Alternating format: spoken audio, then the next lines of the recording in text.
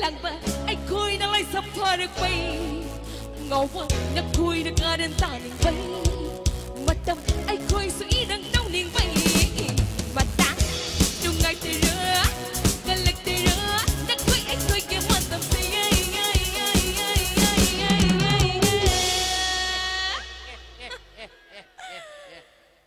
Fun dum tan tan di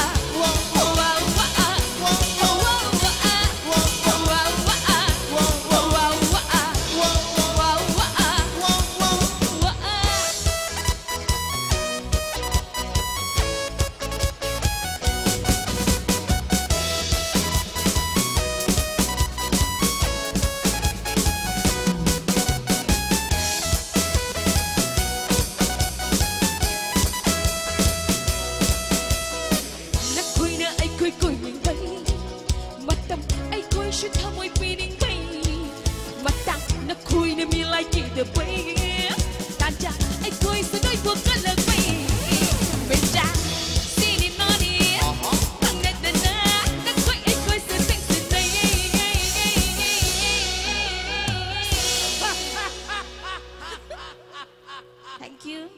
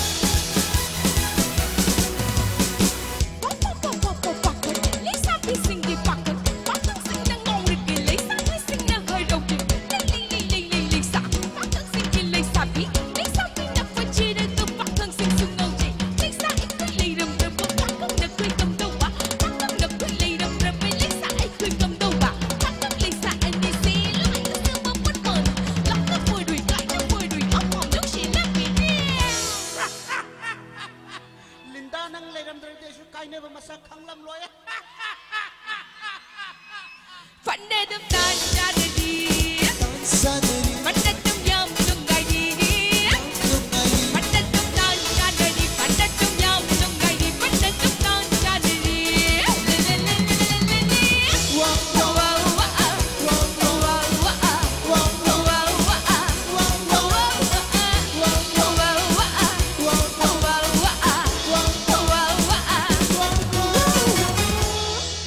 Thank you. Ngasih host dari bagian